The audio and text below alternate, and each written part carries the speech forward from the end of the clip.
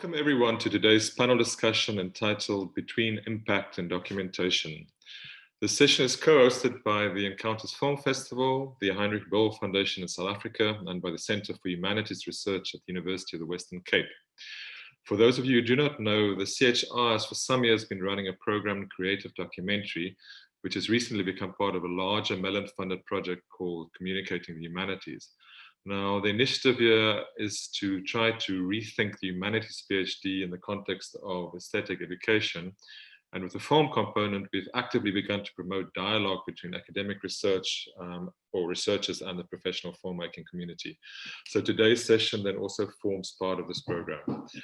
So let's start with introductions. My name is Francois Pester. I'm an independent documentary filmmaker from Cape Town, and I also oversee the film component of the Communicating the Humanities program. Rui Asubuji is a research associate within the chair of visual history and theory at the Center for Humanities Research and is also a filmmaker. Welcome, Rui. His film, The Art of Healing, showed at Encounters in 2018 and actually won the South African Audience Award here. Bumi Mthethwa is a long-standing activist working on issues of economic, gender, and LGBTQI equality and justice, with extensive experience in both Southern Africa and Latin America. She is the Regional Director for Just Associates Southern Africa, an organization that is dedicated to strengthening the voice, visibility, and collective organizing power of women to create a just and sustainable world for all. Peter Murimi is an award-winning Kenyan documentary maker and news director who focuses on hard-hitting social issues. I Am Samuel is his first documentary feature and is one that has already traveled widely around the world. Aliki Saragas Giorgio is a Johannesburg-based documentary filmmaker and the director of I, Mary. Her first feature film, Strike a Rock, won various awards around the world and again included the 2017 South African Encounters Audience Award. So I'd like to thank everybody for generously lending us their time by being here today. So I thought I would just start off with some thoughts as a way of framing today's discussion, just to speak generally about documentary. Now, as all of you probably know, documentary filmmaking is a very wide church. The word documentary means many different things to many different people, and there are very strongly established documentary traditions that don't necessarily always align.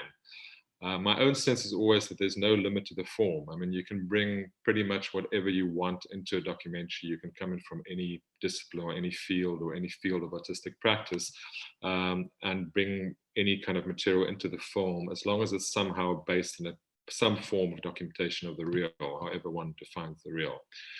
Now, one ongoing and remarkably powerful historical association that is often made between documentary and the provision of progressive societal education.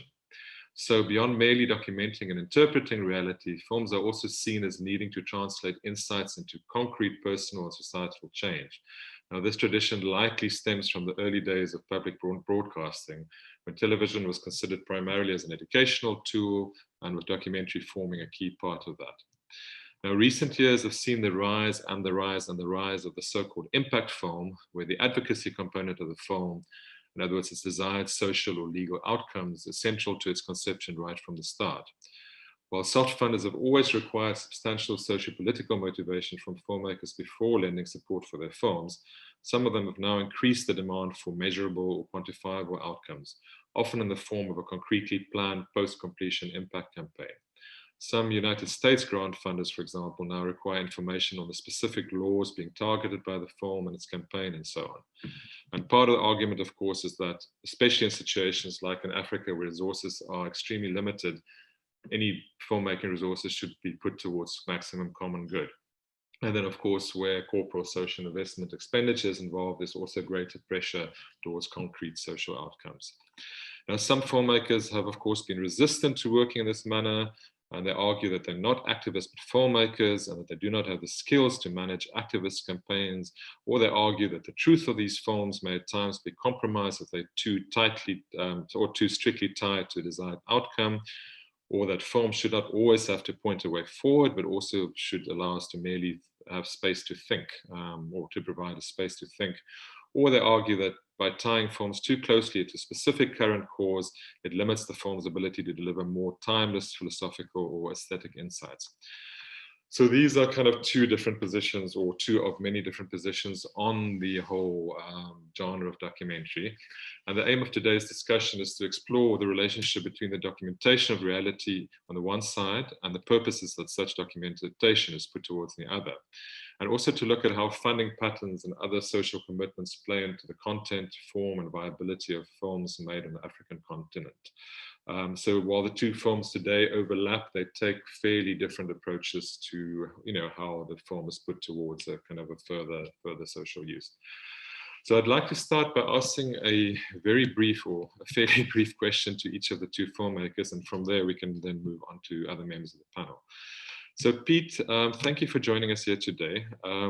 Could you briefly tell us how I'm Samuel came into being? Why you decided to make it, how you managed to pull it off, and what you did or perhaps did not hope would come out of it for yourself, the characters, and maybe the LGBTQI community in Kenya itself? So Samuel's motivation actually it started from a very personal point for me, because there's someone really close to me who came out and the parents were really struggling dealing with it. And I remember one day brainstorming, and we were like, if there's only a film that we could show the parents so they could see that they're not the only parents going through this. And I did a bit of research, but I couldn't find something like for like. So that's when I remember I started brainstorming, like, I need to do this film. I need to make one film, not only for relevant to my friend, but for many other people that are going through it. So I had that personal motivation because I saw there was a need to these parents who were struggling. And then I started this journey of, let me see if I can make the film. And when I met Samuel, who's the main character of the film, and I sort of explained what I've just said now, and he told me when I was a teenager, around 13, 14, when I was really struggling with my identity, like, I didn't know a grown man who was gay. And he said it was very difficult for him. He had depression. And he said his motivation of making the film was so that other younger people, especially from rural Kenya, the part where he's from, can see, like, there's Samuel and who was gay and is living and is someone they can feel, touch, know. And so our two aspirations merged, and that's how the film was born. Like, he had his motivation, I had mine, and we began a 5-year journey of filming. Okay, thank you for that. We'll come back to some of the points that you've just mentioned. Aliki, your film features a main character who is already a powerful impact campaigner in her own right. And as I understand it, I, Mary grew out of two films that you had already made for CGTN's Faces of Africa television slot. Could you maybe tell us how this all happened, maybe why you decided to make a longer feature version, and what this meant in terms of getting further support for it? And I'm also just personally interested, what was the role of inspiration for you in making these decisions? Sure. So yes, so I Mary started. It was called Born Survivor when it was the two-part documentary that was featured on CGTN, and that was really we were trying to come up with a story and an impactful story within GBV and within this femicide plague that unfortunately we have in our country. And I had met Regina Mary a few years ago. I was busy doing another film again on GBV, and I'd met her a few years ago, and her story really stuck with me for that long. So when it came to this to producing this two-part documentary, we felt that Regina Mary's story was incredibly strong and deserved that platform. As you say, she already was is an activist in her own right. She has a huge social media following.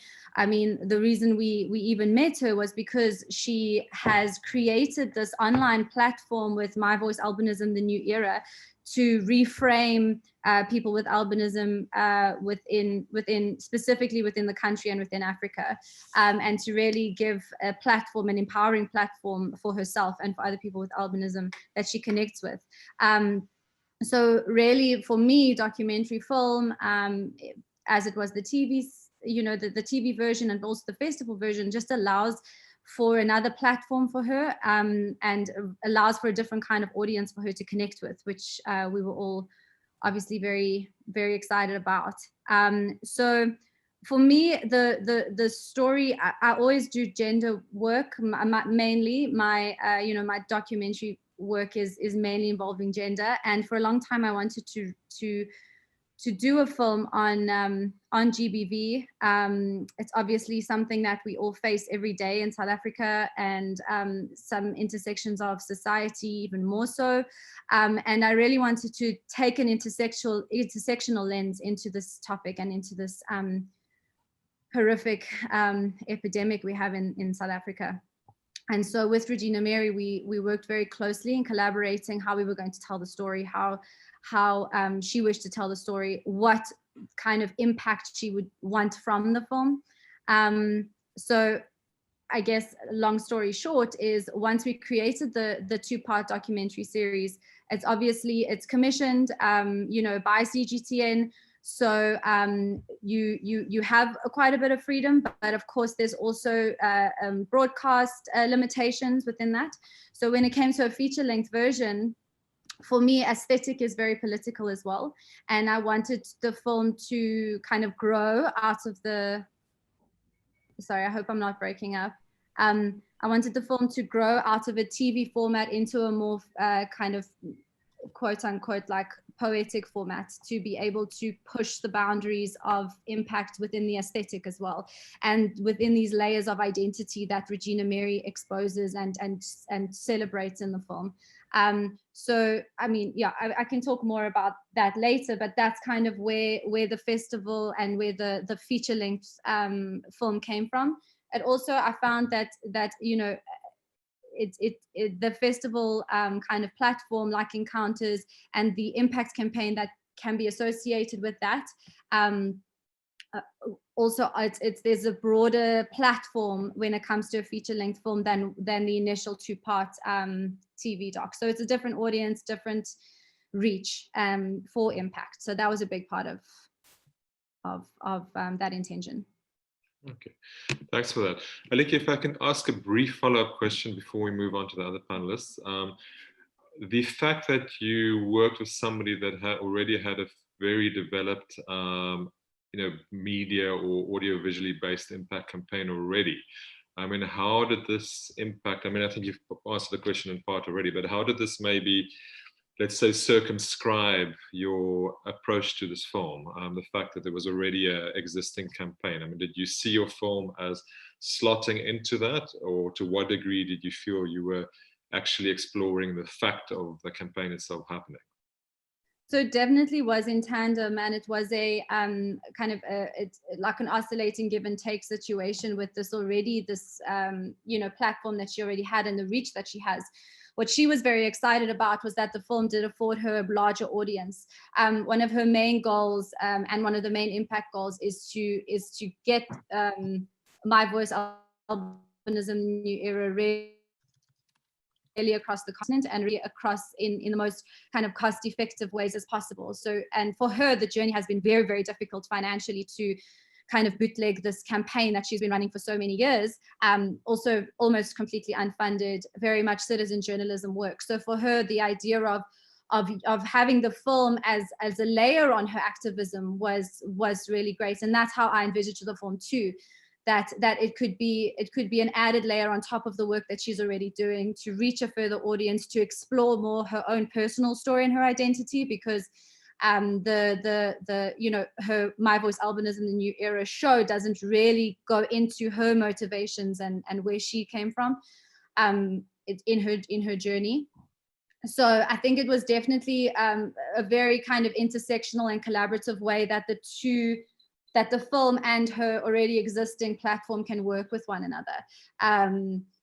And I mean, yeah, being able to screen at various communities, which is what she's very excited about, and our impact campaign is going towards. I mean, all of that, and eventually go broadening out into onto the continent, and finding various partners to be able to screen and to be able to share her story, was something that she uses and can use with My Voice Albinism in the New Era. So very much in tandem with one another.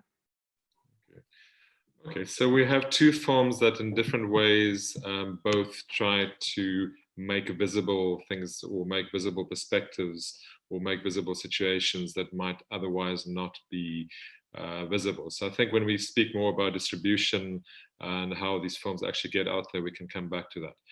Let's pass over to Rui. As mentioned, Rui is the research associate at the CHR and also a filmmaker, so he straddles both the filmic and the more strictly academic insights. So Rui, over to you.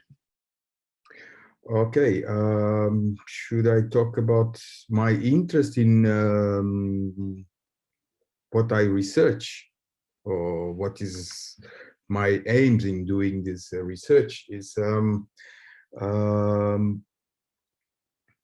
exactly this aspect that Aliki spoke about, the push to this more poetic, she calls about the poetic. This is the aesthetics as a politic, and this is what I'm really interested in now, is how to transport these emotions and ideas into a form that can exactly give space for much more than what is at his, let's say, face value.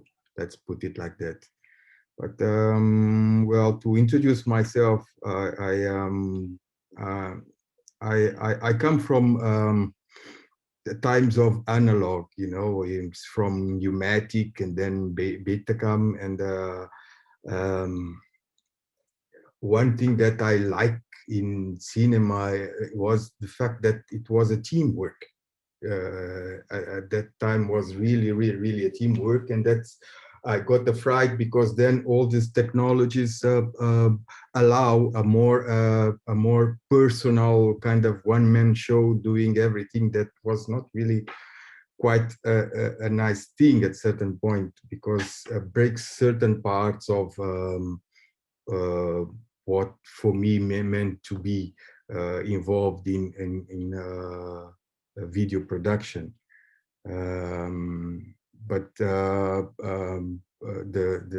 demands of the arena push for, like this teamwork, and keep the work of various experts into play for one production, which is very nice. And yeah, I don't know. I'm in the field again now to learn this. Let's say to deal with the new technologies, and even because now there is much more. Somehow there is much more freedom. Like when we think about narratives, and this is when the language of filming comes from. It was very much more rigid once, now it allows a more freedom. There is the boundaries are, like much more vulnerable, and I guess this is where many of our experiments are leading to, like experiment pushing boundaries, see where we can see how can we make impact with things that we believe are important for our contribution to the society and to the world. Maybe if I could ask, just in your capacity as somebody working in visual theory and working within a unit that is focused on what aesthetic education mean, and particularly the relationship between the aesthetic and social political change. I mean, what is your take on the role of aesthetics? I mean, it's a very kind of a crude question, but or the kind of relationship between let's call it aesthetic exploration and political aims in documentaries, particularly social documentaries of the kind of the two that we've seen for today? Aesthetics eventually give us the possibility of deal with the issues, even difficult issues, in a way that it goes in part without being so much strict, direct. You know, it open up for not only see what eventually we see, but also feel. And this is the I guess the gain of the new waves, the new game, and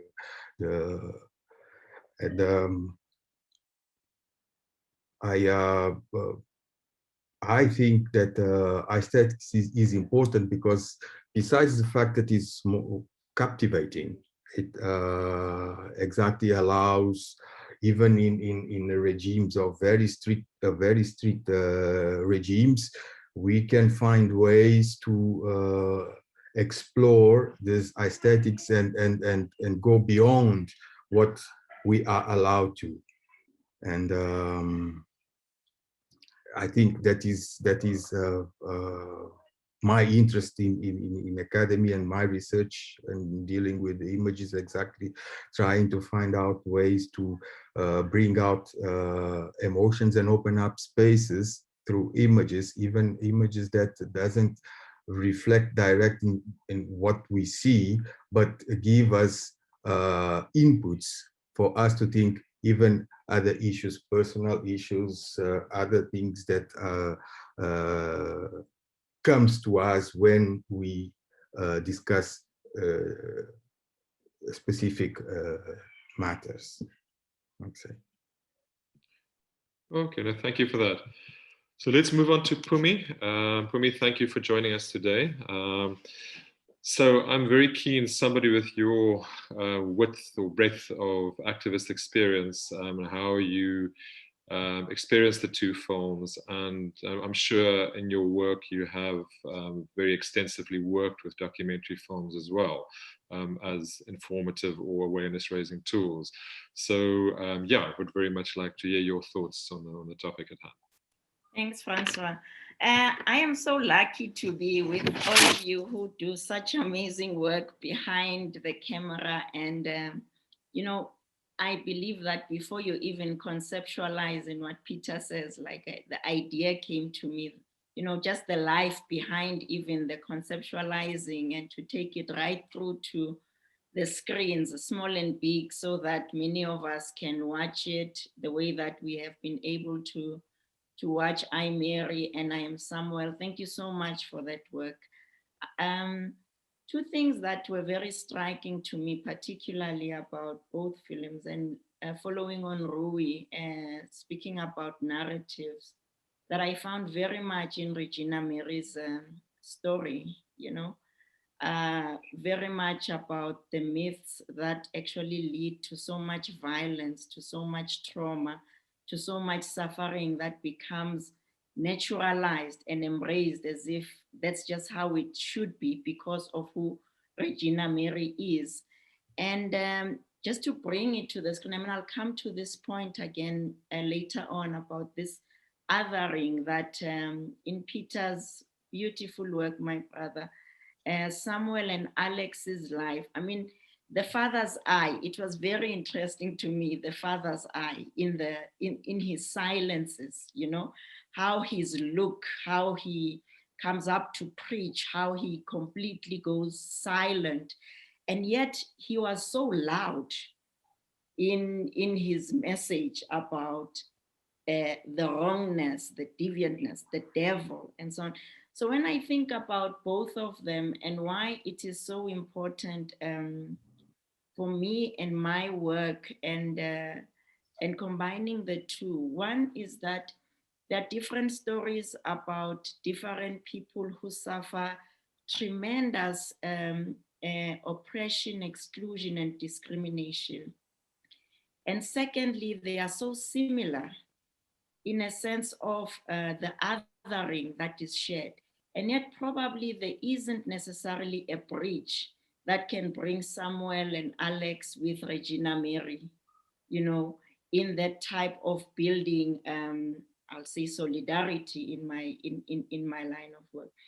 The second thing I think is particularly important is for us is how you see, we don't do that type of critical analysis and the debates around documentary makers that Francois introduced in the first, you know, I was thinking documentaries, biographies, right?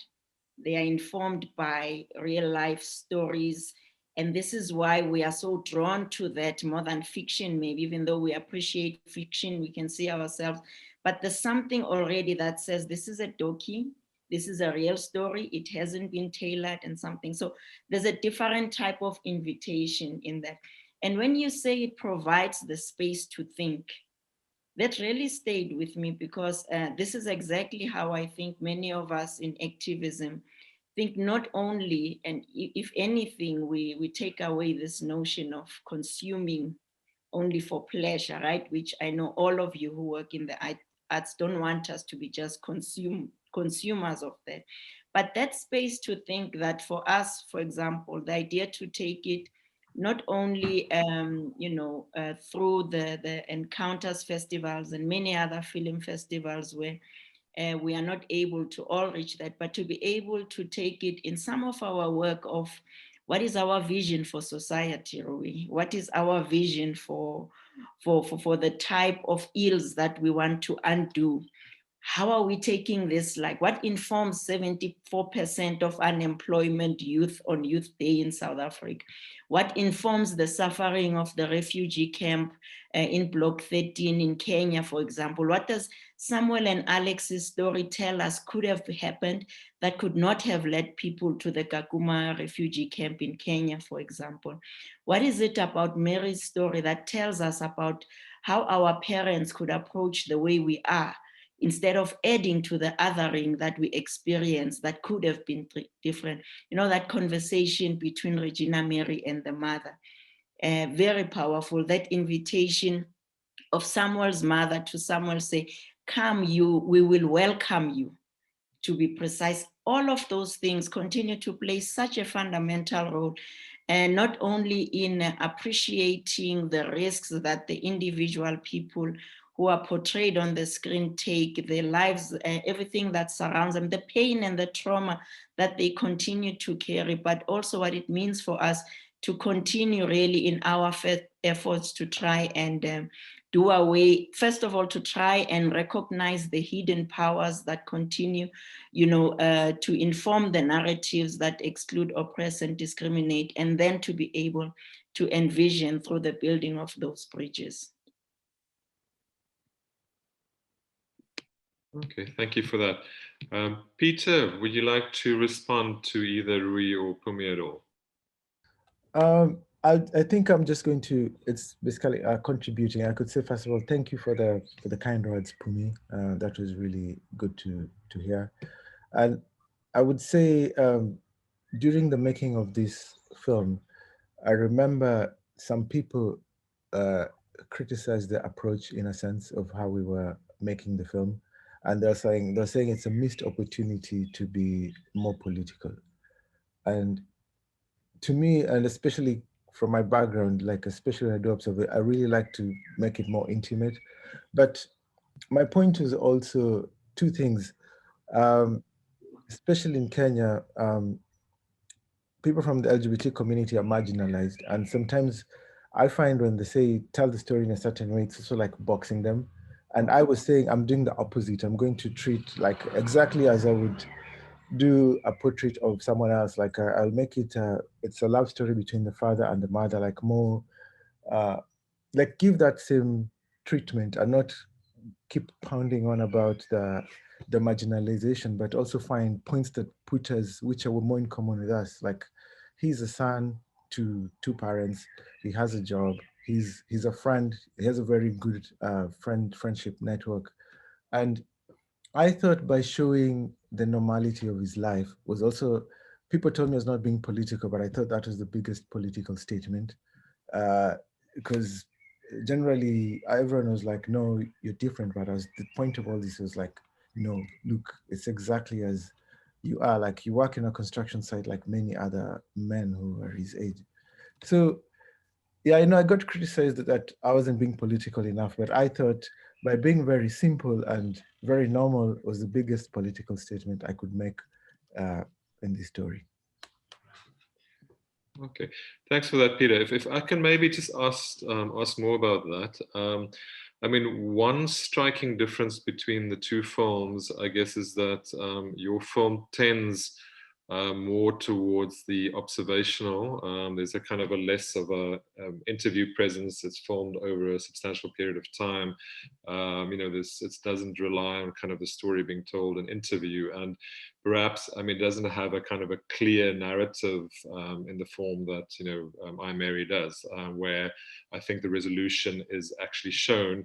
I think the thing about your film that is quite different to a number of impact films, the kind of impact films that are being made at the moment, is that it doesn't really show the way forward. It shows what is rather than shows what is going to be or what should be, which I presume is part of the kind of critique that you mentioned. But for me, I thought that was, having taken that approach, you pulled it through, and it gave a kind of a existential insight into what it's like to be that person in that situation. I mean, through empathy, but also just through experience. So I was just wondering how you thought through that. During the making of the film, and also like in post-production, there's some nuances there, especially I think like African audience would get. Like, and this is the thing with edge set, because I know very many people from the West who watched it. They wanted this confrontation between father and son. And as we know, like sometimes when you never, ever, ever, there's that respect you give your father, even if you're completely angry and disagree with him, you will go there and be quiet and survive that period. And in this sense, with Samuel and his father, they never had a confrontation because in African culture, like it will be impossible because of the respect of the age set. And I think very many, especially, you don't have to be anybody who's African will understand why the story was told the way it was, because that is how naturally it would occur in most instances. There's anomalies, but that is the mirror and that's what happens. And I was very loyal to what's happening naturally, and which made it really difficult when to stop, because sometimes in filmmaking you want the resolution, like when is the resolution, like when should I stop when I've answered the questions or the hero has won. And in this sense, because I didn't want to interfere and I was basically being a fly on the wall and I go at the pace of what was happening, it was so hard to say when should we stop. And at some point I say, like, to me this looks like a accurate interpretation of the situation, which many people, especially LGBTQ plus people in Kenya, would connect and relate with that dynamic. So I thought I'd done justice to the narrative, to the story and the situation, and especially also to the father, to the parents.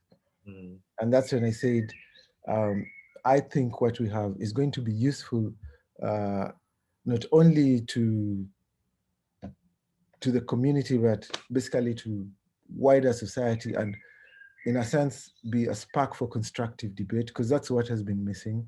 Sometimes when you're very focused on the campaign, you can alienate the people who you really want to engage with. And this film was really trying to be balanced so that anybody who you could disagree with Samuel, but you would watch until the end and engage with it constructively. That was a big thing that we had to make sure we achieve with this film. So you could say I wasn't political, but actually I think this film is very an activist in a sense, because it's trying to make a very strong point, but in a very not an alienating way. We want to bring everybody with us and have a big tent and talk together. Okay, thank you. I mean, Aleki, if I can bring it back to you. I mean, obviously the idea of what intended change is always somehow in your mind when making a social documentary. I mean, we've mentioned the idea of insight, we've mentioned the idea of showing a situation, of creating debate, and then obviously change. So, I mean, if we compare I, Mary to your previous film, Strike a Rock, I think I, Mary is much more pointed in its sort of desired outcome. I think it gives you the answer, or the character gives you the answer, or you see the answer that the character is working for. Whereas I think Strike a Rock, it's kind of slightly more open-ended. I mean, what is, in terms of your own vision as a filmmaker, I mean, how do you think through what you think films should do, or how do you approach that? Yeah, it's a very big question, and definitely Strike a Rock. I mean, like Peter's film was made over many years, whereas I, Mary was made over a shorter period of time, and I think that at the end of the day, I think like the film that how the film wants to be made is how the film will be made. Like I very strongly believe that like what I, Mary needed was that kind of treatment, as opposed to what Strike a Rock was. And you go into the film with a certain idea of the outcome you want to achieve, and you need to try and stay as close to your true north as you can. And that, obviously will impact the way that you create the film. But at the end of the day, the way that the film wants to be made is the way that it will be, and the best way will become clear. For me, I, Mary was different because it is a film that primarily takes place in the past, and the current rendering of is really her identity, and these like layers of identity that comes with being a survivor of so much trauma. So for her, it felt like we couldn't not use the interview device as such a strong device in the film, because she needed that space to really tell the story in the way that she needed to tell it. And then we used more kind of aesthetic devices to fill in the rest of the story, and to try and create this space for kind of the political aesthetic, or aesthetic is political. And just to echo what Peter said, like the personal is political, and I feel really strongly in that, and that by showing individual stories, you speak to a larger political landscape in both a kind of more pointed way that I, Mary perhaps is, or in a more subtle way.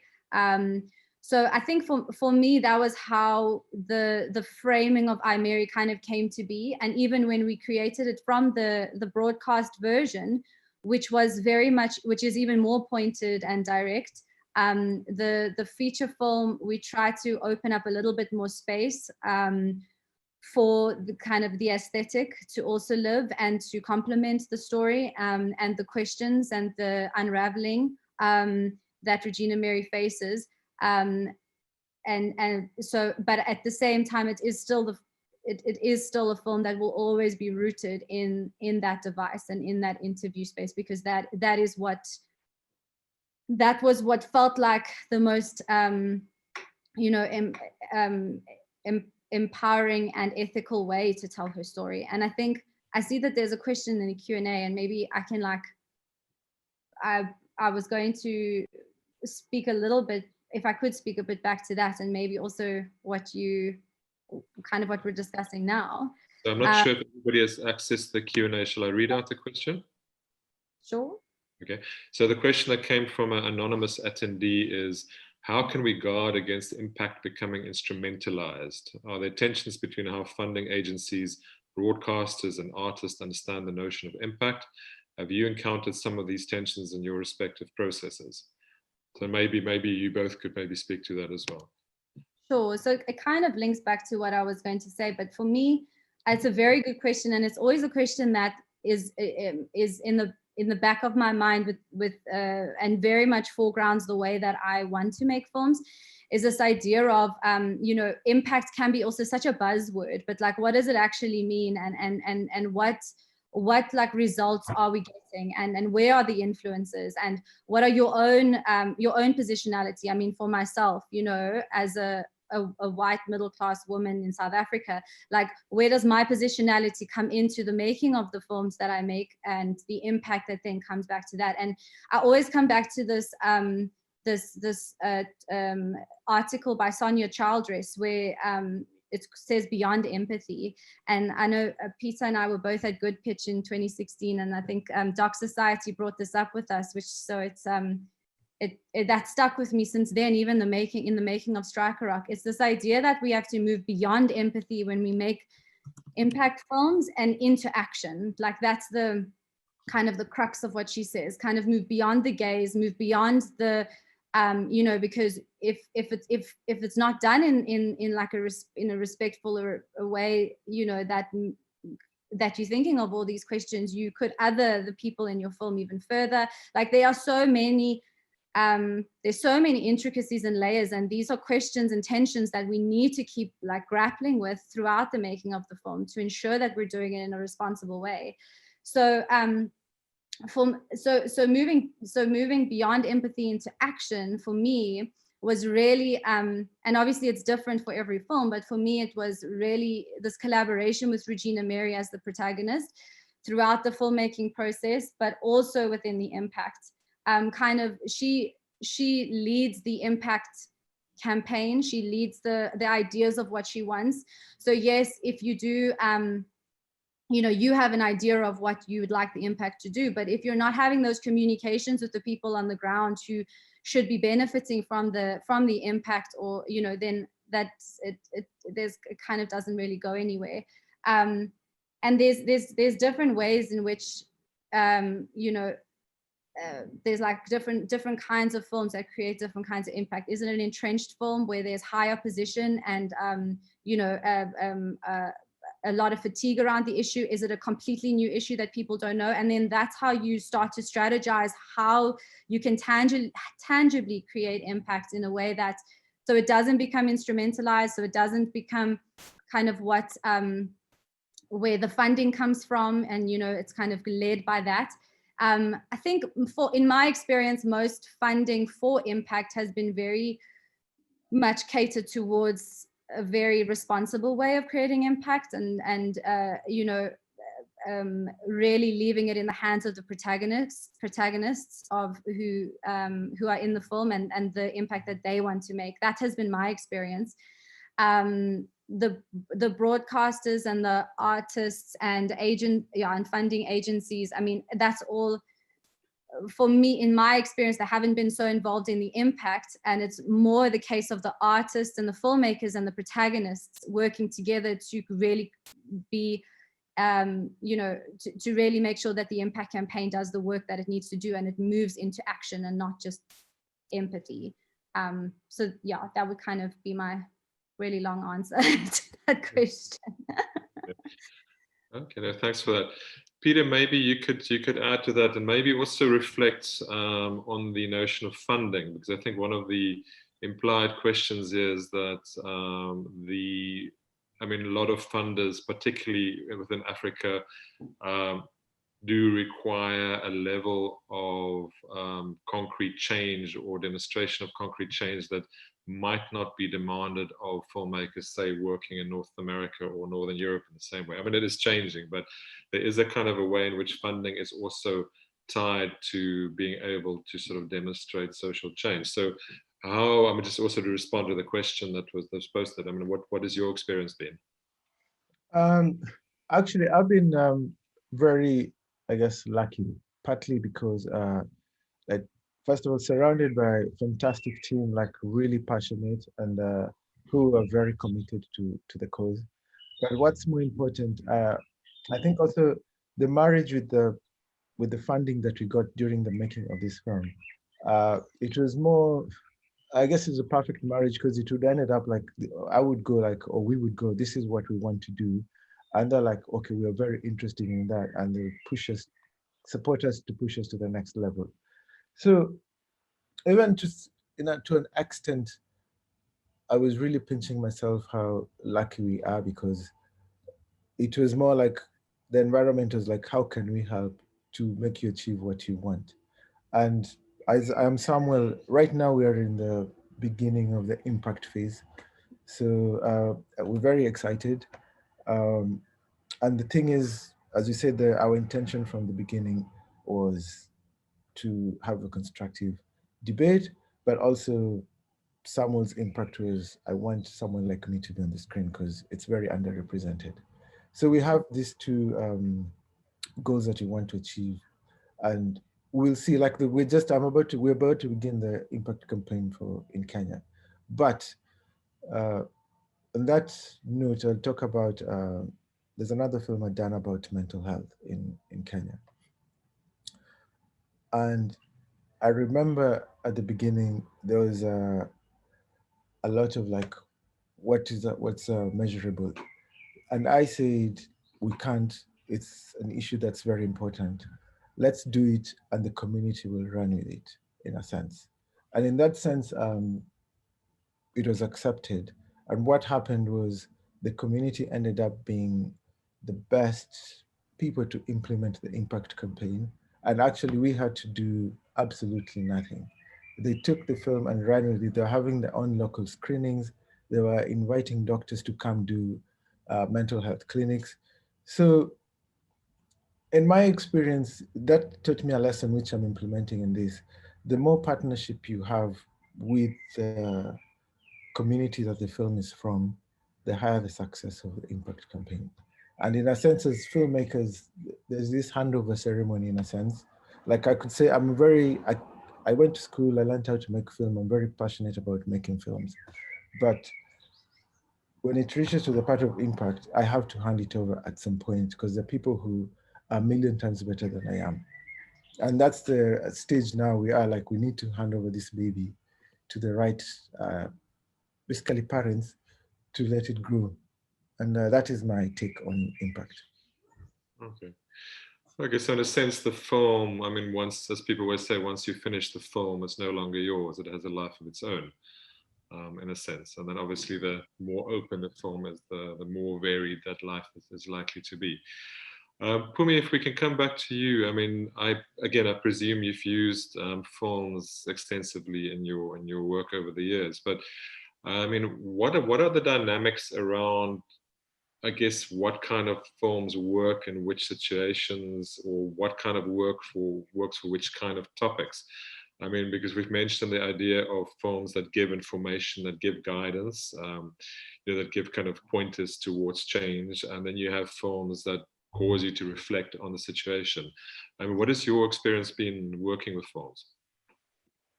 Thanks, Francois. I mean, I'm thinking about spaces where one may need to provoke. And it's like kind of like out there, it provokes you. And I'm thinking about what Peter was saying about I Am Samuel and the notion that it's not political. And I'm thinking about some of the issues that I found provocative in its subtle beauty, you know. I mean, of course, the twins as lovers, you know, just to say they are twins, a different way of portraying love amongst people that you don't normally quite see. But the mom is picking up on the twins. I pick up about another element. One, you could say sexism, but the role of patriarchy runs across that. Mm. Does it provoke us? Does it stop us to think about the notion of women having to be at the service of men and all their families? You know, mom is sick now. If you had a wife, she would be cooking for us, right? And I love the idea of dispelling the myths that gay men have to be this boxed. Here, Samuel works in a construction site and then teaches netball on other days, you know, and then jogs and trains and everything. So all of those questions, I can see them all sitting in a workshop space where one could even say, even about I Mary, where you could say, what are the issues that are coming up for you in terms of like activism? And what I like, Aliki, is that yes, there's gender-based violence, but there are so many other issues that are related to violence that are not just about the blue eye, the rape, right? All of those invisible forms of violence that she speaks so eloquently about, how she carries them, you know, not only from when she was 8 and experienced the rape, but just for the mere fact of being born.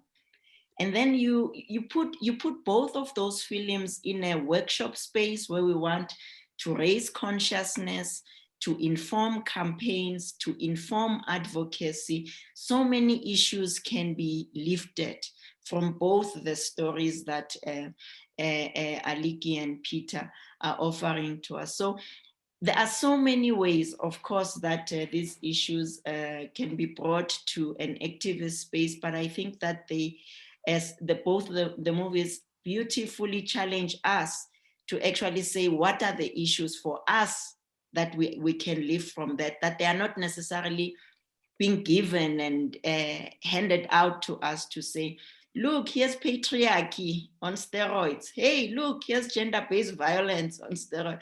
But it's that when you watch through the story, there are so many elements to it, really, that are important for all activists who are committed to social justice and change that we can come up with. There's a whole thing about patriarchy from both that we can just arm a campaign from there.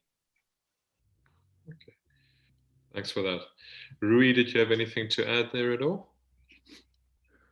Well, it's always this issue about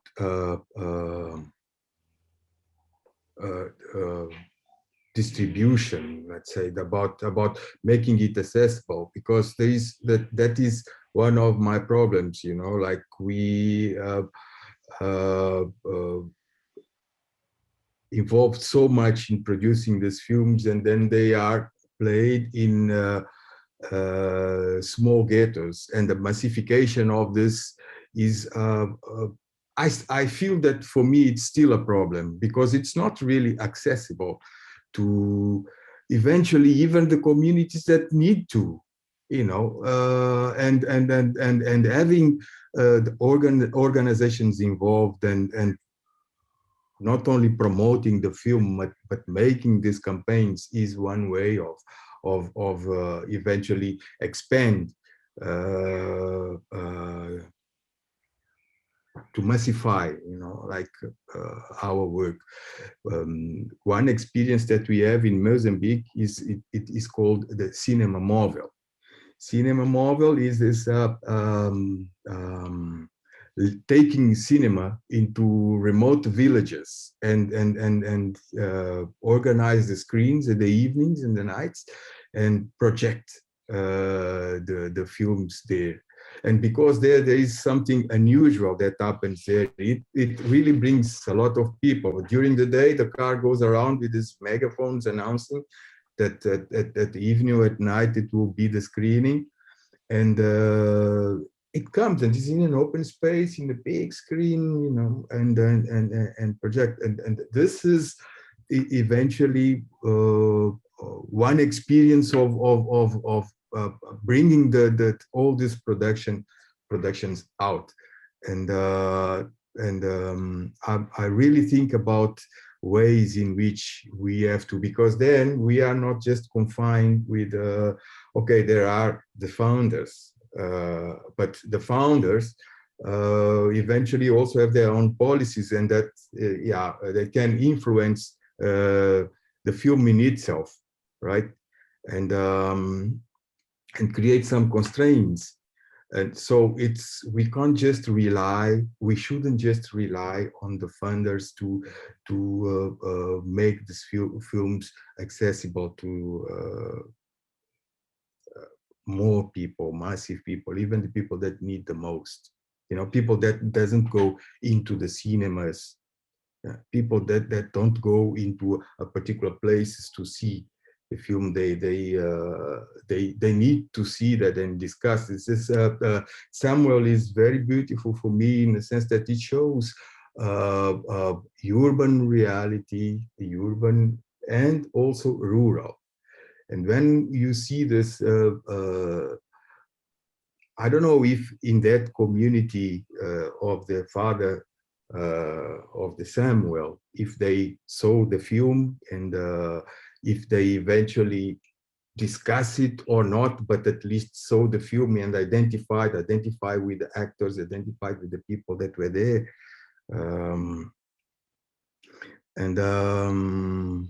Yeah, that's I think one of the problems. Okay, no, thank you for that. I mean, I think it's probably worth reflecting a little bit more on the idea of audience, because I think in my own experience as filmmaker, I inevitably have found that when I've been told, I mean, particularly by broadcasters, but at times also by soft funders, that this is what the audience wants, they are wrong.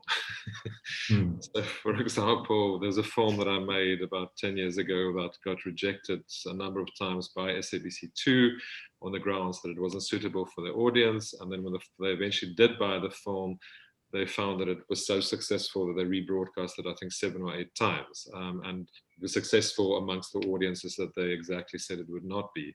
So I think the politics or the politics of knowledge around audiences becomes quite complicated. And I think what I guess as a whole one should guard against, in my experience, is the idea of imagining this will definitely work for audience or this won't. Now, one of the theorists that we have been reading for the film course at UWC is the French philosopher Jacques Rancière.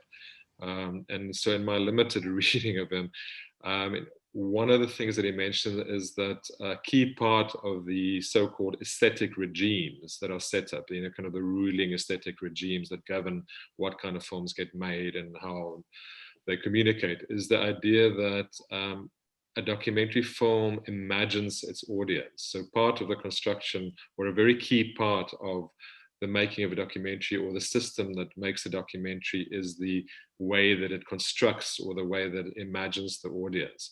So, I mean, I'd be keen to hear how the two filmmakers, I mean, when you, I mean, to ask it crudely, I mean, when you are making a film and you have the idea of a desired outcome, I mean, what is your process of thinking through that? I mean, obviously you rely on your characters to some degree, but how, I mean, Aleki, maybe you can speak about that. Yeah, sure. I always find that it's quite tricky. I mean, you have, I think I don't think there's one answer to that. I think it's quite layered.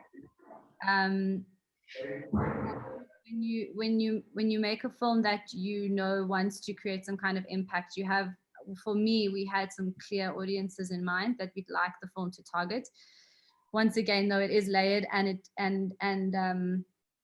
it moves, and as Peter said, like when the film is out in the world, it's its own living, breathing thing, and the impact. And I think, like, in terms of distribution, you know, you have the traditional distribution routes, but then you have the impact campaign, which is itself its own living, breathing organism, and creates its own audiences within that as well. And like Peter said, you know, in previous experience as well, people take the film and run with it and create audiences from that, which is also great. So I guess for us, and what I was hoping to do with creating a feature-length version of the film was exactly that, was trying to grow the audience just out of quite a limited audience that it would have been on the broadcast platform, you know, broadcasted once or twice.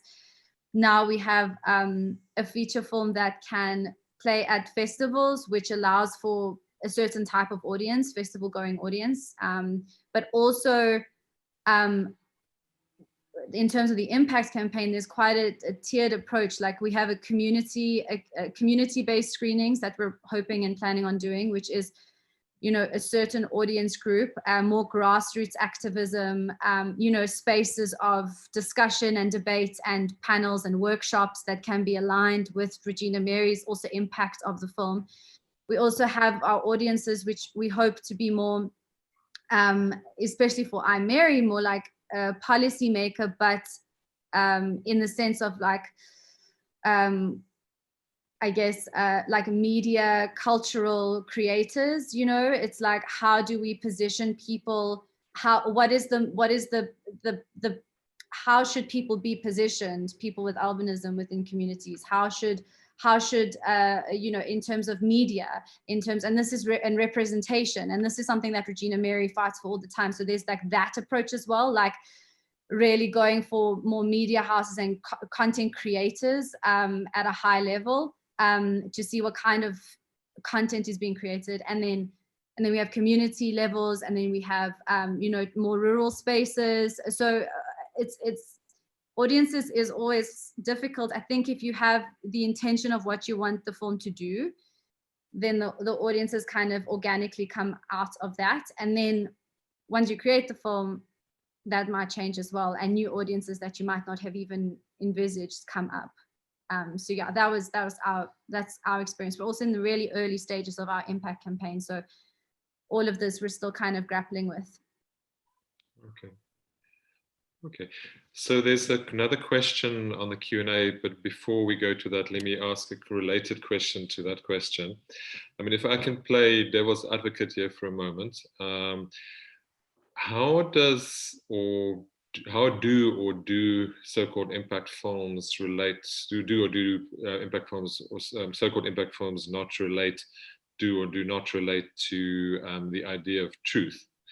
I mean, obviously, the idea of truth in documentary has been discussed since the very start of filmmaking. It's one of the kind of key debates that always arise around documentary.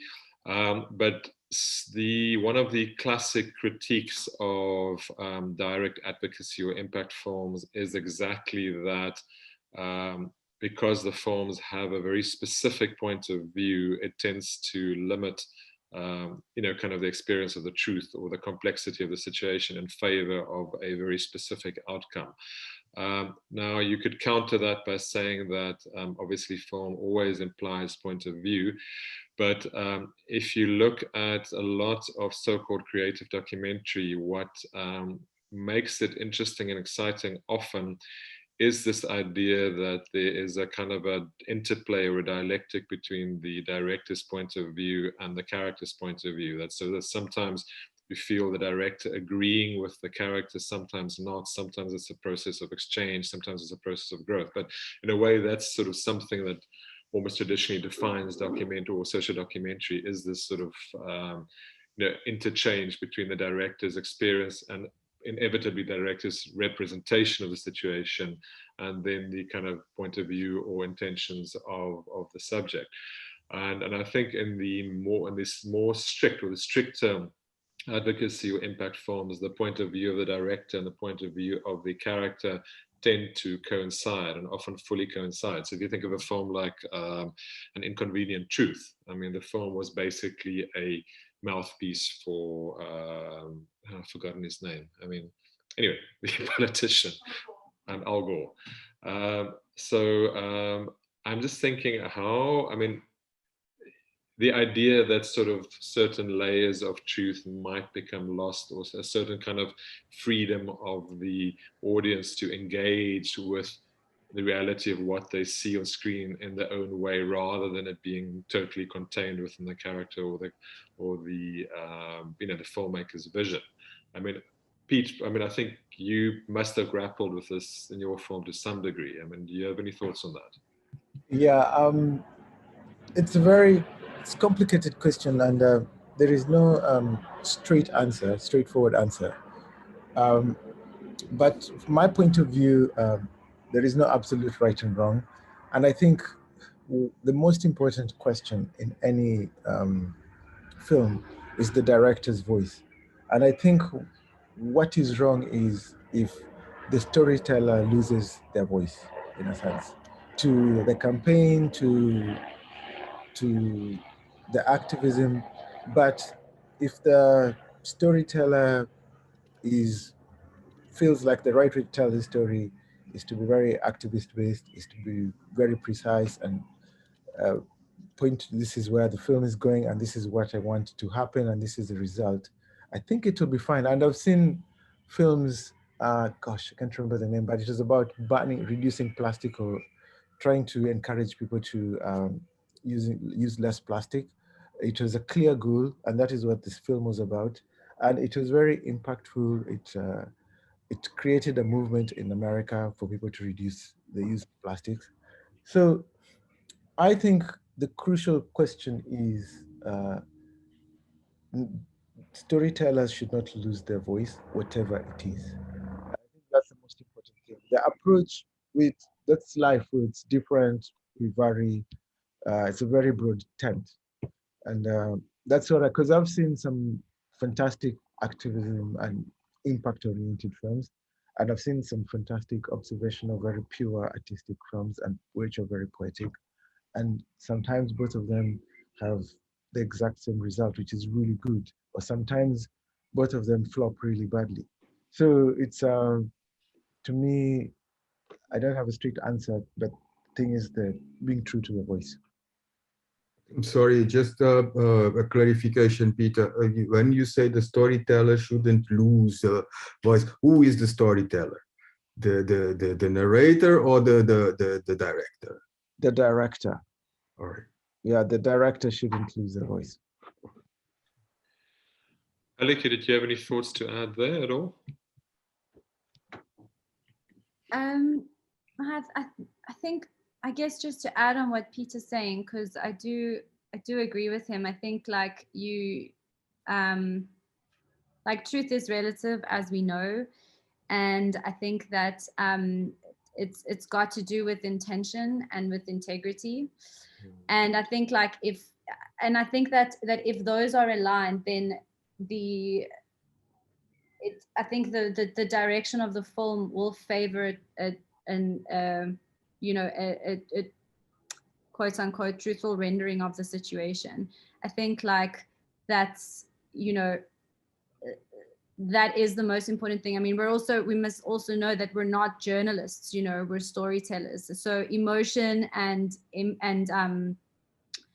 aesthetic and narrative and all of these tools, you know, we use in our arsenal to be able to create a story that will touch people and on an emotional level, and not just, you know, through a, you know, in a news broadcast or a kind of a very straightforward way. And I think like that is why I think what Peter's saying is very important, is that like your intention and your voice and your and how that aligns with the integrity of the story is important. And it's going to be case by case of how you manage that with every film that you make and every kind of, you know, and the people that are in your film, and that responsibility you have to them and the story. I think it's going to be something that you negotiate with every film, I'd imagine. Okay, so before we move to more questions from the floor, or from the Q&A box, could I ask another, it's not a devil's advocate question, but let's say that kind of as a thought experiment, to both Peter and Adiki. If you were to make this film without an audience in mind, or let's say the audience is you and the characters, how would the film have been different or not been different? So in a world, say you had to kind of divorce the outreach impact sort of dimension from the film. You were making this film for yourself and for the characters. I mean, would they be different? And if so, how would they be different? I was actually, it's funny, I've never been asked this question, and as you're talking, I was thinking about it. And every film I've made or every work I've done, I've always had an audience in mind, which is very, and then I was trying to try and imagine, like, if there's no audience, would I be a filmmaker?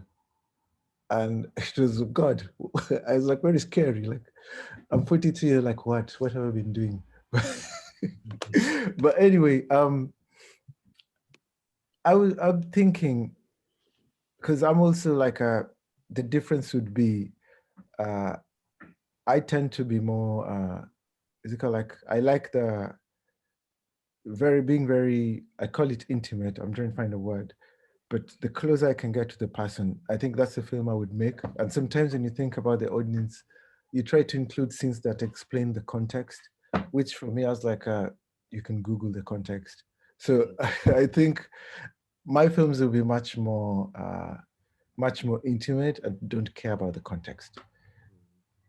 And even I like to watch things like that, because I'm sure if you want to find out more, go to the internet. And I just want to feel this person or these people and know what's going on. And I don't care about the context. I just want the emotion. So just to continue the thought experiment, were you to make that film, how do you think it would impact on your size or nature of your audience, as opposed to your audience for the current film? I think to impact maybe the money, but not the audience. Okay. It might impact the money I get, because I'd say I make I did, because if I'm assuming if I was to make I'm Samuel just for myself, I would exclude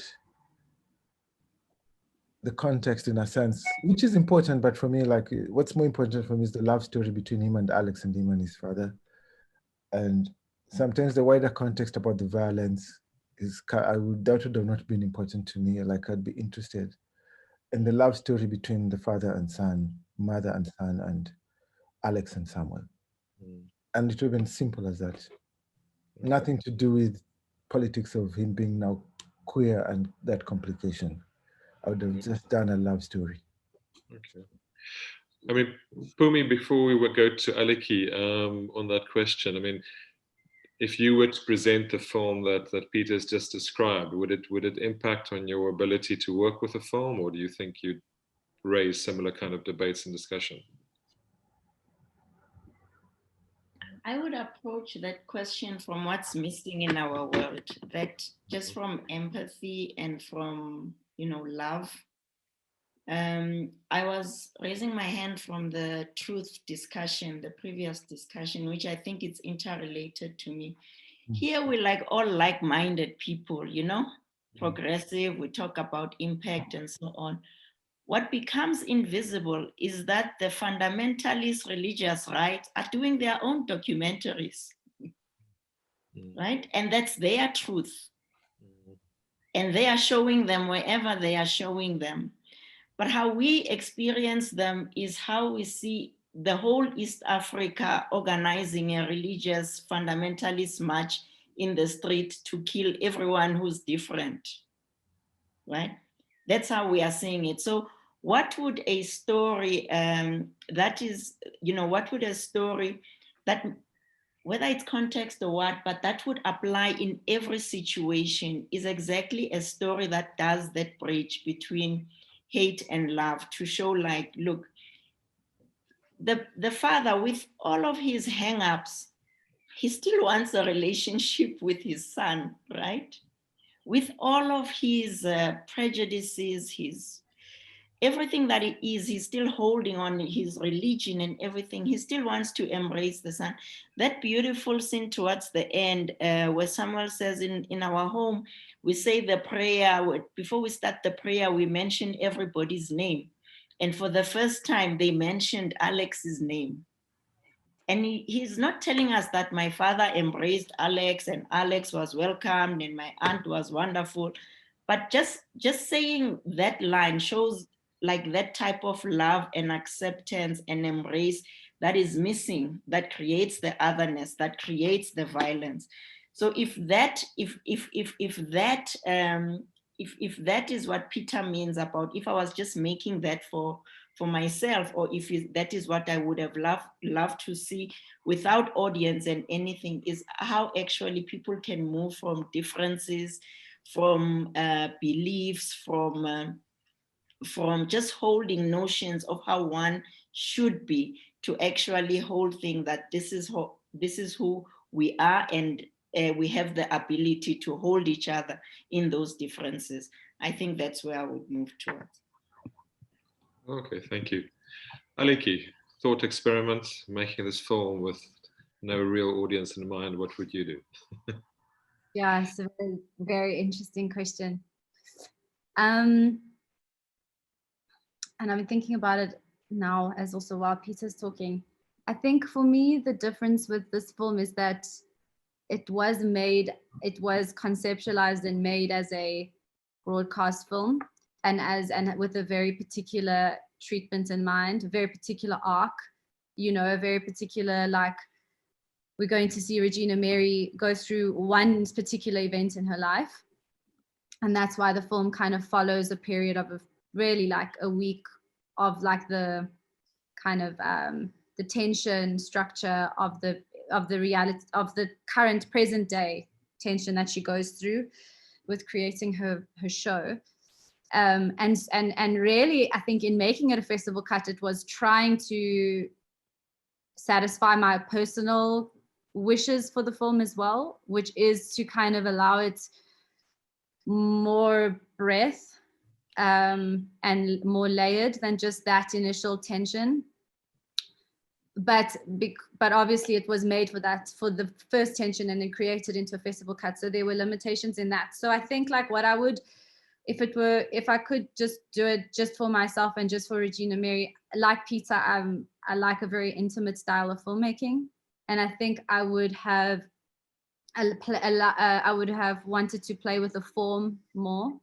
And the aesthetic, just to kind of push the boundaries of that a little bit further, is probably what I would have if I didn't have any kind of other intentions with the film, and if I could go back from scratch, and it's probably what I would have done. Yeah, but that's a very interesting question. I also have to think about that more. Now, okay, I guess suppose the crude question, I mean, which is maybe not a fair question, but is just to ask, are funders actually correct in making certain demands on films in the belief that it will reach bigger audiences? And I suppose maybe that's something one could explore further. Yeah.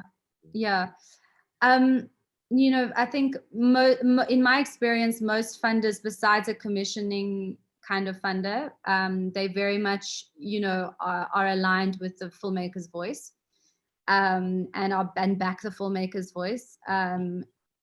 When it comes to commissioned work, there are more kind of pointed beats you have to hit, but there's still, for me at least, there was still flexibility and very much still, you know, as the director, at the end of the day, you kind of have final say, which was really, which I think is important.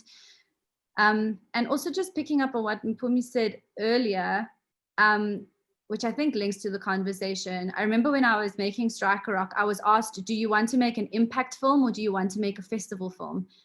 And I always think like, that question always stuck with me, because I was always like, why can't you do both? Like, why can't the form, you know, and experimenting with the form and experimenting with, or just like being in those intimate moments like Peter's describing and letting that unfold, like why can't that also be impactful? Why does there need to be a distinction? And is there a distinction? And I think like more and more now there isn't really a distinction. I think like the films will touch people in various ways and will reach different audiences in different ways, like within the layering of the film. But I just thought it's always been an interesting question that has stuck with me for quite a few years. Okay, so let's move on to some of the questions from the floor. There's another question from anonymous attendee. Can you say something about the research that goes into your film? For example, is the research that goes into impact films different to other forms of documentary genres? Peter, would you like to respond to that? Yeah, so I guess the research is, especially for me, what I call it was important to meet, like the character is, to me, I find like is 3/4 of the film. So it was really important to find the right character. And so rather than have booklets and booklets about the issue, like I spent a lot of time networking, meeting, until met Samuel. And to me, once I met Samuel, I'm like, okay, this is the way the film should go. And even with every other film, like, yes, I research about the issue, but I know like if you get the right character, you 3/4 the job is done. And I think my look at impact, not only for this, but every other film, like if you do a good job telling the story, that's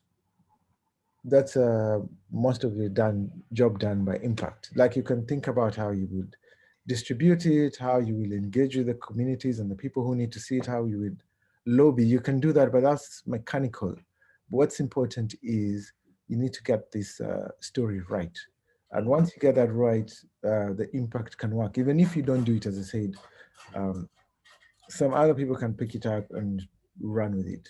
So having the character and the story as powerful as you can get in the voice that you want to me is the most important thing, and impact will follow.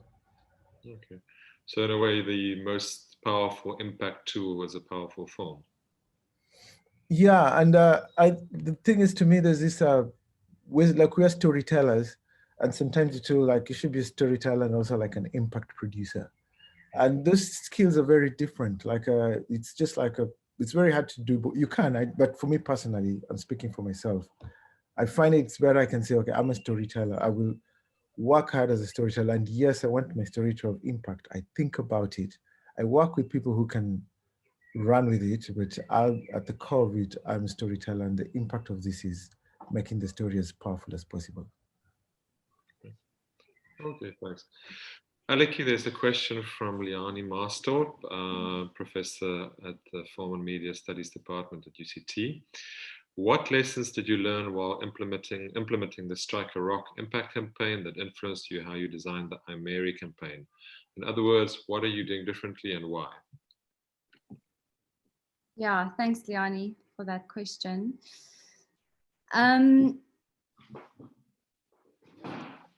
They're quite similar, but they're quite different as well. I think with the Strike a Rock impact campaign, it was a very different kind of campaign. You know, it was quite an entrenched issue. So we had large opposition with the mining company and the government on the one hand, and then of course with kind of fatigue around the issue on the other hand. So that was what we were pushing up against. So we had also a tiered approach of how we were looking at the impact from a policymaker perspective to a community screening perspective and such. And I think we ran the impact campaign for 2 and a bit years, and it was screened very widely, and we got we did create a lot of impact, but you know, it was only a tiny notch on the dial of that because of the nature of the I guess of the politics and the opposition.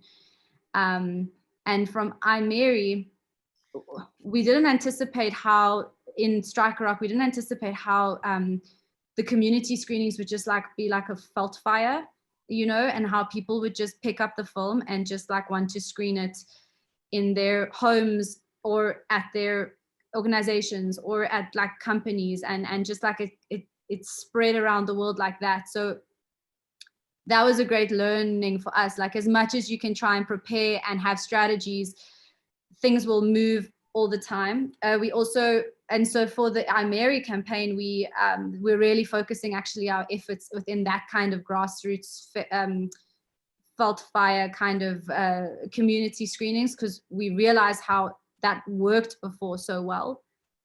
And also we what didn't work so well with Strike a Rock, well, not that it didn't work so well, but we had very specific, some very specific outcomes, but you really need the right partners. Like Peter was saying before, like you have to get people involved who are passionate about taking the film. I mean, once you finish making a film as the filmmaker, you're like completely depleted, and you know, you've put your heart and soul into creating it, and then it's really great if you have people to hand it over to run with the impact campaign, and then you can be as involved as much as you like, as much as you can. And with Strike a Rock, we, you know, in some instances the impact didn't work because we didn't have the right partners. So now we're really looking at very much more pointed partners, so more quality than quantity, in terms of taking it to the right people in the right places. So I think that's That's where it is. And also a smaller, not a smaller campaign, but a more pointed campaign. Like we had maybe 3 or 4 or 5 different avenues in which we were trying impact before. Now we have 2. So it's just a little bit more kind of pointed and from the learnings of the previous campaign. Okay, then Liani also had a question for Peter. How influential has the Good Pitch Doc Society been in how you made the film and how you think about designing and implementing the impact campaign? So for those of you that don't know, the Good Pitch is an initiative put together by the Bertha Foundation every year, I think in some kind of relationship with Sheffield Festival as well, where the idea is to try to find or to try to team up filmmakers with different kinds of funders, both broadcasters or traditional funders, but also NGOs that might be interested or possible corporate sponsors as well. So trying to kind of extend the basis of funding for the films. I'm hoping I'm correct in that. But Peter, how influential was the Good Pitch on the film? No, very, very, very influential. And because before actually working with Good Pitch and Doc Society, I was 100% concentrating on just finishing the film. And I had never even thought about the life after the film. So in a sense, it was important to start imagining, like, after the film is done, where and what is the life that will happen? How will you distribute it? Who will see it first? Where will it end up? What are the impact campaign or goals you wanted? And through that process, we realized it was really important to have an impact producer as part of the team from early on. So we had an impact producer, for a while now, and that was really good. Someone in the team who's constantly and only thinking about impact and thinking about bringing allies into the team and to be part of us. And it's completely, I think this film would not be what it is without that in mind. So that was really good, like very, very influential. And I think it really helped Samuel be what it is now. Yes, so another question that I think, Peter, is maybe also you could answer from an anonymous attendee. Is there ever a fear or consideration for documenting vulnerable or marginalized people, for example, LGBTIQ plus people in a society where it's criminalized, that affects your filmmaking? How involved are the subjects of the film in this consideration? So I know apparently Alex is not in Kenya at the moment. I don't know, is that correct? Okay, so yeah, so if you could speak to that. Yeah, from the first day of making this film, this was the biggest question. Like, besides the film, was security, because the implications could be really heavy. So besides the filmmaking plan, we had a security plan, which included us, the team, but also everyone who's a character in the film was part of this team in a sense. So the security plan was very inclusive, because anyway, you're also your own security. You're the best expert for security is yourself. So their input, Samuel, Alex, the family, really informed the plan.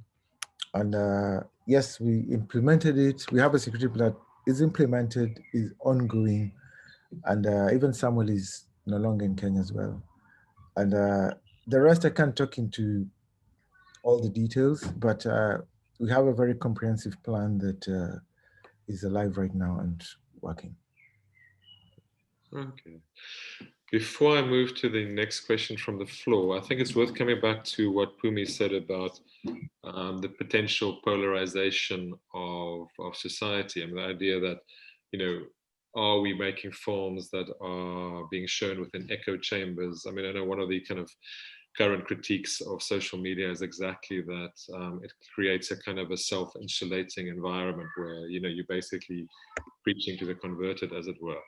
Now, I remember many years ago, I was on a panel discussion in Ireland, and there was somebody from an organization in the US called Active Voice. I'm not sure if they're still in operation, but at the time, what they explicitly tried to do was to promote or tried to encourage films that took a very polarized issue, and in the making of the film, in order to stimulate debate or to create a bigger audience, get what they call a middle character. So a character that could kind of articulate the position of the right to the left, or the supposed right side of the story to the supposed left viewership, in a way that they could kind of maybe understand how the people could have that kind of position. So the idea was to sort of use middle characters to have a kind of a more inclusive audience, kind of participation, or more kind of inclusive debate. And I think, particularly in the current climate of, kind of polarization in North America and Northern Europe,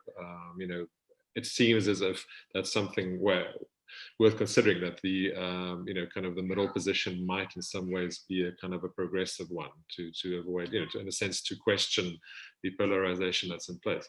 So in relation to that, there's a question here from Bart Love, who's a filmmaker turned gin producer Cape Town now. I hope that's correct, Bart. Have any of you had engagements with people who watched the film, whose perspectives and attitudes were in opposition to the ideas in the film, completely shifted by the films? And if so, did they say what it was about the films that impacted them or that caused the shift? Aliki, I don't know if you want to talk to that. Sure, thanks, Bart. So for us, we are right in the beginning of our campaign, so we haven't had too many screenings to be able to have had people who were in complete opposition. We had two, before the film was officially just the world premieres at Encounters, but we had two impact screenings in Soweto and Hillbrow at the end of last year. And so that's really what I can talk back to. And it wasn't so much that people were in opposition to the values of the film or the themes of the film. It was more of an unawareness, or an unknowing, a space of not knowing. And I think that there was a very strong, after the film, there was like a strong consensus that people had no idea that this was Regina Mary's experience. And also in terms of all the three themes within albinism, within GBV, a lot of the men in the room, specifically in those screenings, were quite taken aback by the reality, and kind of spoke back to that. But we're still in a stage where we are, trying to see how we can get into discussions with people who are in opposition and who maybe uphold these myths and, kind of cause the danger. And then we'll see what the impact is after that. I think for me personally, having Regina Mary, after the screenings in those particular scenarios speak back to the themes and have her in the room has been very, very powerful experience for people. They see her on the screen, they feel her pain and her experience, and then they see her afterwards, and that creates quite an amazing bridge between people. But yeah, still early stages, so we'll see more later. Okay, thanks. Peter, do you want to also speak to that? Sorry, I'd walked to answer the door. What was the question? Okay, now, this is a question from the floor, whether you've had an engagement with people who watched the film whose perspectives and attitudes were in opposition to the ideas in the film, but then completely shifted, their opinion or their position because of the films. Yeah. No, I've had people come up to me and said, I disagreed before the film. I completely disagreed with Samuel and Mbengeva. After watching it, I realized he's like me. And I've had so many messages of people saying, thank you, like I'm a parent, this is really helpful. So, and the thing is, so far we've just shown it in, South Africa is the first place we've shown it in Africa, but we've shown it in Europe and America, and a lot of people, even here, are saying, like, I'm a parent and this really helped me. So that is really touching. Now is when we're coming to Africa, and I'm really looking forward to the responses that we'll get.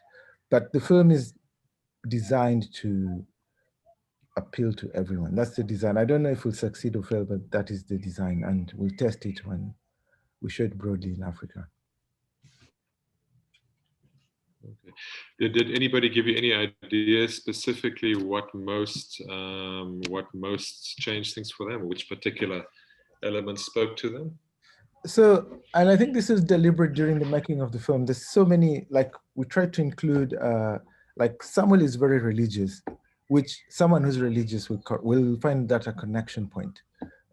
With like he's a hard worker, he works really hard. So there are so many aspects in the life. Like someone told me, like the religious aspect really connected him to the story, to the parents, to Samuel, and that made him have more open mind to what is happening in the film, and it taught him something. He learned something. Sometimes it's not that we can really prevent what is the interest of the audience, because I can share with you an experience that I had in Maputo. I for the first time organized an exhibition about the gay community, and well, I was running this gallery, and there was this work about the gay community in the city, and it was for the first time bringing out like publicly, and many people had kind of fears, and I was also, you know, like putting a little bit on the stick, because I say, what are you doing? What are you sure that you want to do this? But we pushed it, and we take it on. And at the day of the opening, it was a lot of people, and journalists and photographers around, and some of this portraits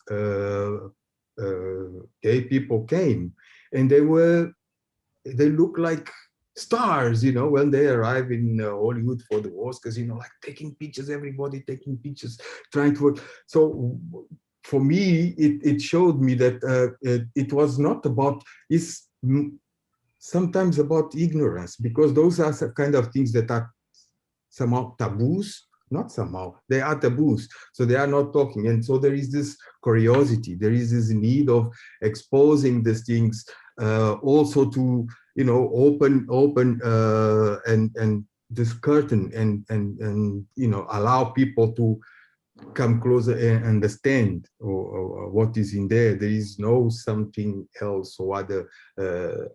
They are human beings, there are people, normal people, so you can see, you can talk to, you can relate it with.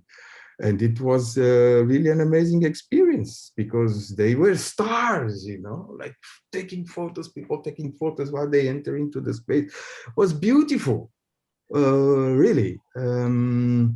Okay, going back, like thinking about these questions of truth, I think one of the things, and I read it somewhere also, that the what eventually gives some kind of truthfulness, or much of truthfulness to the documentaries, is that it's not using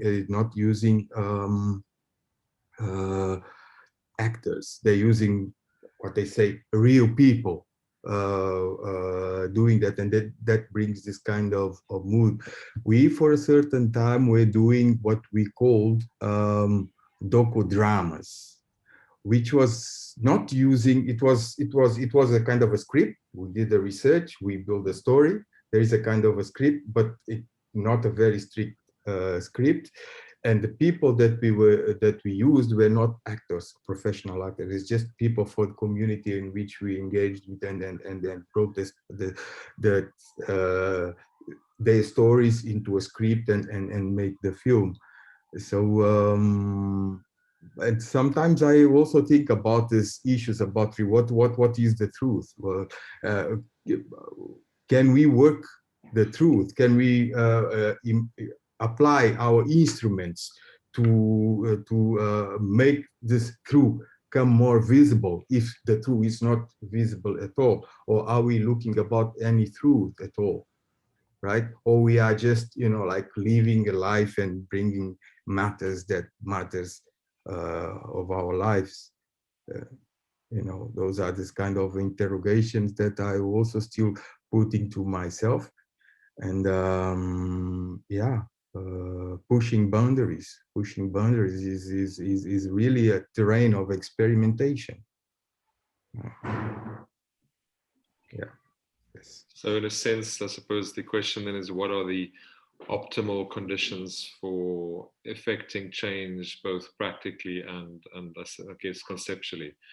I mean, one thing that what strikes me is, well, that I think about as a filmmaker and somebody applying for funding myself is, that there are also levels of political change or political awareness.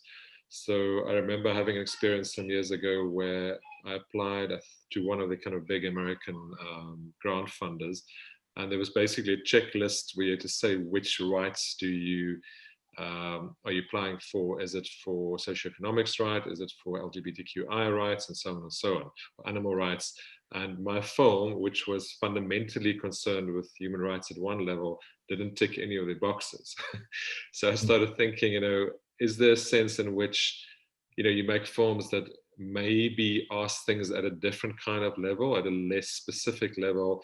I mean, how does that relate to the idea of change? And obviously, I like to think that there's also things that inform you at a non-immediate sort of level that maybe don't point towards specifics of rights, but kind of maybe adjust one's worldview in kind of maybe broader or kind of like more comprehensive forms.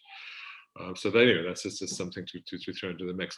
Peter, there's another question from Gilbert Kagarura. He says, Peter, the Kenyan government and the UNHCR have been in the spotlight for the death of LGBTIQ refugees recently. How does your film help in the general fight against this brutality against the queer refugees and other queer people in Kenya? Yeah, no, actually, I think it's been sad what I saw the case reported in the media in Kakuma, and it's really sad that that happened. And to me, in a sense, and the point of this film, as you can say, like one film can't bring change, but I'm hoping it's like a brick to the building, and we're raising awareness, we're raising visibility, and the thing is, I guess the units here and the government, like there's under pressure for protection of refugees, and they should get more protection. That's wrong, and this one, like we've done and dusted, but we are very sympathetic to the cause. We're very passionate about not enough protection to refugees, LGBT refugees. So it's something I feel for, and I'm sad about. And as an individual, I will try to raise as much awareness as I can about it. Just to get back to the original theme, just to start rounding off, because we've got about 15 minutes left. I think maybe part of the discussion around impact is also points towards what Aliki said earlier, is that, as with so many other things in the marketplace, there is a dichotomy created, or polarities that are created, in this case, between impact and advocacy films and maybe contemplative films. And I'm wondering whether the question might not be, rather than saying, is there space for contemplative films, it might rather be, how can contemplative films, or in which ways do contemplative films, which don't necessarily give answers, but in which way do they bring about change in other ways? So, I mean, I imagine that might actually be an alternative question to ask as well. Pumi, we haven't heard from you for the last bit. Is there anything you'd like to add to the conversation? Yeah. I've been listening attentively. Couple of thoughts. Mandisa and Sharon Jackson here will remember the Out in Africa briefcases. To Ruth's point about how do we take it, beyond, how do we take the docies beyond festival after they've shown. And that was a useful and very important work of actually seeing transformation. I remember in my work at the Lesbian and Gay Equality Project, we took it to communities in the east of Johannesburg, Ekurhuleni. But it depended a lot on partnerships. It depended a lot on partnerships that extend beyond our day-to-day allies in the trenches, those unlikely partnerships. So you would have had civic organizations rooted in the communities who actually share the types of values of, let's put it there and risk whatever opposition that can come up, but at least we would have put the discussion in communities where it matters the most, where the violence is felt the most, where you know, we're not living behind gated communities or electric fences and so on. And so, but it depends on how festivals like the Encounters or the Out in Africa are able to partner with organizations to do those brief cases where you get it in DVDs and we are able to let the festival travel with the activist work, right? So that everyone, I want to speak again to the issue of truth, that it's not one truth, right, Rui? It's not, it's so many truths that we have to say, that is your truth, but this is my truth. In the way in which both docus show us. And there are possibly many other truths, you know. I think about trans lives across the continent. And in the same way that Alex and Samuel are in that story, it's very different to the nightmares that happened last night in Kaguma refugee camp and the attacks. You know, it's because of the refugee camp setting, it's different to the Nairobi setting, it's different to the village setting. And all of those stories are true to the people who hold those identities and those realities. And the violence that happens in the different places is equally damaging. So I just think that we value very much the work that you all do. We appreciate it very much, but we also would like to see partnerships that extend beyond that, beyond this important, you know, the festival, the webinars and so on, but to also see beyond here, what really, I don't believe, and you really have my sympathies, Francois, of ticking the boxes and of measuring impact and change and so on. All of these things that are, unfortunately, are demanded in all of our work to say, to think that change will happen between January to December because the funding proposal is January to December. We know that we're not going to see that impact, you know, in that time. And so part of doing, I mean, listening to Peter in a 5-year long process, and then now it has to leave another 5 years and another 5 years to actually be able to, you know, to root it where it matters most, to actually see that each step, each contribution, each day matters, and that would help us actually to work towards the type of society that is necessary, free of all forms of violence. Thank you. You make me think of a comment that a Egyptian theater director once made, where he said that, I think it was something along the lines of, human development cannot be cost effective. And I think that's something to think about when making documentaries as well. Okay, guys, so we've got about 6 minutes left. Aliki, what is next for you after this film? What are you doing next? Well, directly after this panel, I, Mary is actually showing at the Bioscope for the first time in the festival. So it's showing at 5 p.m. at the Bioscope for the live screening, if anyone wants to go. And then it will be online on the 19th for the online and Q&A. But we're actually busy developing a new feature doc now. We just last week pitched it at the Sheffield Meat Market, and we're pitching at the Durban Film Mart this year. It's a very cool film that follows the it attempts to reinsert the Miss Africa South winners of the Miss Africa South pageant in the 1970s back into history, which was an amazing, which was a pageant or was a time when South Africa would send 2 women to Miss World, Miss South Africa and a Miss Africa South, a white woman and a woman of color. So it's a crazy, absurd part of our history that, you know, it's a story that hasn't been told, and they have been left out of history. So that's our new film, yeah, that we're working on.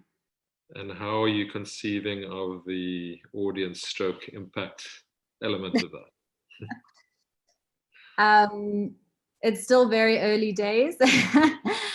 But I think that it's going to be a very different kind of impact campaign than the last two films I've done, being that it is more of a celebration than active change that needs to be made. It's more a celebration and a reinsertion and an acknowledgement that needs to be made. So I think that's where the shift is happening for this film. Yeah, and education. Yeah. So it's having its impact in a different way. I imagine so. That's the aim of the film is questioning the who determine what powers determine what's beautiful, and in so doing, how do we reinsert these voices that have effectively been left out of history, and a big part of this identity formations in the struggle. So yeah. And Peter, what are you working on from here? At the moment, we're working on Samuel basically organizing the outreach in Africa. But I've started on another film, but I remember my grandfather used to say, like, I shouldn't verbalize it, I might jinx it. So watch this space in 1 or 2 years, hopefully not 5. So so hopefully it will be quicker, and it will be a success. I'll get to the finish line. Okay. Okay, now are there any final comments from Rui or Kumi? Oh, eventually, I don't know if there's a space to say it, but as UWC CHR, we are very happy and celebrate in the celebratory mood these days, because our, how do we call it, factory of arts, if I can put it like that, is going to, or is already happening. Almost the building is finishing, and we are very exciting to have this space in which we can really deepen our thoughts about aesthetics and education, and eventually there is a space for a laboratory so that we can experiment. And I also wish that we will really make partnerships and try to bring so much of this production to spaces where it can't naturally be reached, let's put it like that. So we're not just thinking about ourselves, but thinking of making it accessible, because yeah, as Premesh's say, the aesthetic education was here in South Africa negated to certain communities, and now I guess it's also our duty somehow open it up and make it accessible. Pumi, any last thoughts?